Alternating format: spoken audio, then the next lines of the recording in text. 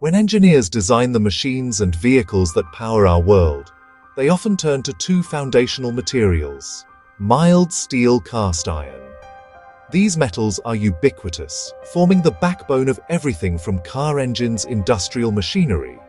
Their popularity stems from a powerful combination of low-cost, reliable strength, widespread availability.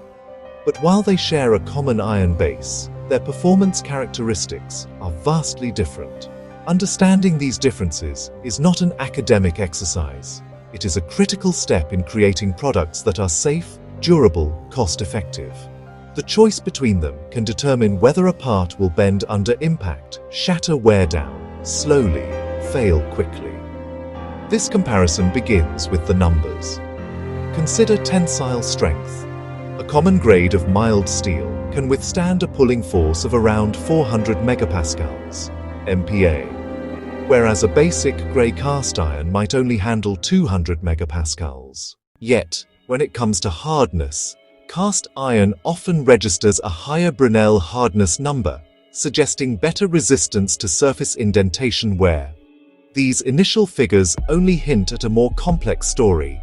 The decision to use one over the other involves a trade-off between ductility, toughness, manufacturing ease, overall cost, all of which are directly linked to their internal structure and chemical makeup. For anyone involved in manufacturing, automotive design, mechanical engineering, grasping the fundamental distinctions between mild steel and cast iron is essential. Why is a car's body panel made of steel, while its engine block is often made of cast iron? The answer lies in a careful balancing act of properties. Steel's ability to be pressed into complex shapes, absorb energy in a crash, makes it ideal for the chassis and exterior. Conversely, cast iron's capacity to dampen vibrations, resist wear under constant friction, makes it the superior choice for the heart of the engine. This essay will demystify these choices, providing a clear, data-driven guide to help you select the right material for the right job.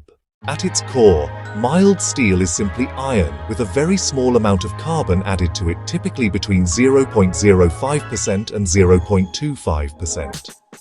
This low carbon content is its defining feature, earning it the alternative name of low-carbon steel.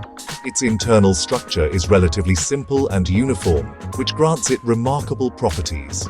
Most notably, mild steel is highly ductile. It can be bent, stretched, pressed into shapes without fracturing. This formability, plus excellent weldability, makes it a go-to material. Frames, body panels, fasteners, structural components. It is the workhorse of the construction industry, automotive industry. Cast iron, in contrast, is an iron alloy characterized by a much higher carbon content, generally ranging from 2% to 4%. That carbon fundamentally changes the material's behavior. Mild steel is typically formed by rolling. Forging cast iron is created by melting the alloy and pouring it into a mold to solidify. This casting process makes it well suited for creating complex shapes in a single step. But the high carbon makes cast iron harder and more brittle, meaning more likely to crack under sudden impact or when bent.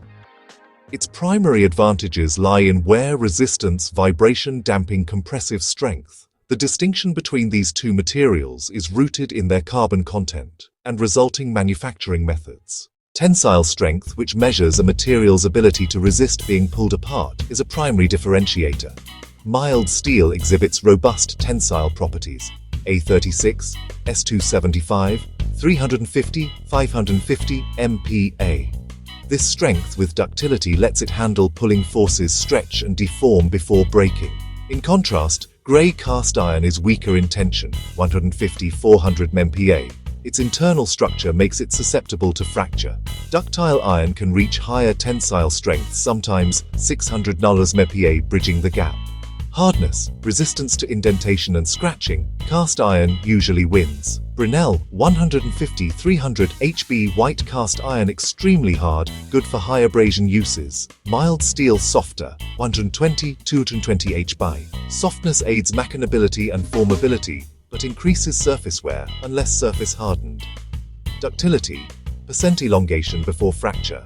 Mild steel, very ductile, 20, 30% elongation. Important for energy absorption, e.g., automotive crash structures allows the material to bend and deform rather than snapping. Grey cast iron, brittle, 1% elongation, fails with little to no warning. The mechanical properties of mild steel and cast iron are a direct consequence of their internal architecture, or microstructure. If you were to look at a polished and etched sample of mild steel under a microscope, you would see a relatively simple and clean landscape. The structure is predominantly composed of a soft, ductile iron phase called ferrite, which appears as light-colored polygonal grains. Scattered within this ferrite matrix are darker, layered patches of a constituent known as pearlite. Pearlite is a mixture of ferrite and a very hard compound called iron carbide, or cementite. The balance between the soft ferrite and the stronger pearlite gives mild steel its signature combination of good strength and high ductility. In stark contrast, the microstructure of grey cast iron is defined by the presence of free carbon in the form of graphite flakes. When you examine it under a microscope, you see a matrix similar to steel, ferrite or pearlite, but it is interrupted by numerous long, sharp-edged graphite flakes. These flakes act like microscopic cracks or stress concentrators within the material. When a tensile force is applied, stress builds up at the tips of these flakes, causing the iron to fracture easily with little deformation. However, these same graphite flakes provide benefits. They act as a natural lubricant, enhancing wear resistance, and they effectively dampen vibrations by disrupting the transmission of sonic energy. Engineers found a clever way to improve cast iron's brittleness by changing the shape of the graphite, leading to the creation of ductile iron, also known as nodular iron. By adding a small amount of magnesium to the molten iron just before casting, the graphite is forced to solidify into small, rounded spheres or nodules instead of sharp flakes. This rounded shape eliminates the internal stress points found in grey iron. As a result, cracks cannot propagate easily, allowing the surrounding metal matrix to stretch and deform, which grants ductile iron its significantly higher toughness and ductility. The chemical composition of a metal is its fundamental recipe, and even small variations can lead to dramatic changes in performance. For mild steel, the defining element is carbon, kept at a low concentration, typically between 0.05% and 0.25%. Manganese, usually present at 0.3% to 0.8%, silicon, around 0.05% to 0.3%. Manganese is crucial as it enhances strength and, acts as a deoxidizer during steelmaking, cleaning impurities from the molten metal. Silicon also contributes to deoxidation and slightly increases strength. The minimal carbon content ensures the formation of the soft ferrite phase, making the steel ductile and easy to weld. In the world of cast iron, the percentages are drastically different. Grey cast iron contains a much higher carbon content, typically between 2.5% and 3.5%, and a significant amount of silicon, ranging from 1% to 3%. This abundance of carbon is more than the iron can hold in its solid structure, so the excess carbon precipitates out as free graphite. Silicon plays a critical role here. It is a graphitizer, meaning it promotes the formation of graphite, instead of the hard, brittle iron carbide. Manganese is also present, at 0.1% to 1.0%, where it helps control the sulfur content and contributes to the strength of the metallic matrix surrounding the graphite. The transformative ingredient is a small but powerful addition of magnesium and sometimes cerium. Added to the ladle just before pouring, magnesium acts as a nodulizer, forcing spherical graphite and unlocking superior properties. When it comes to resisting wear from sliding contact, cast iron generally outperforms mild steel in its untreated state. This superior performance is largely due to the graphite present in its microstructure.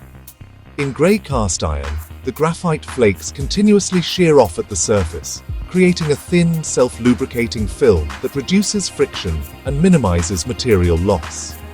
This makes it ideal for brake rotors, engine cylinder liners, machine tool ways, where components slide under pressure.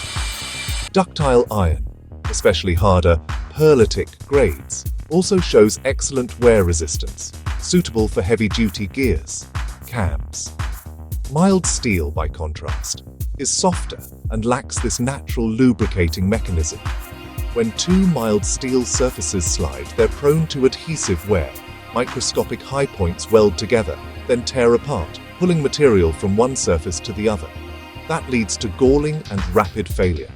To prevent it, mild steel parts often need secondary treatments. Case hardening, like carburizing or nitriding, creates a very hard surface layer. Or apply specialized coatings, hard chrome, thermal spray coatings, to boost durability.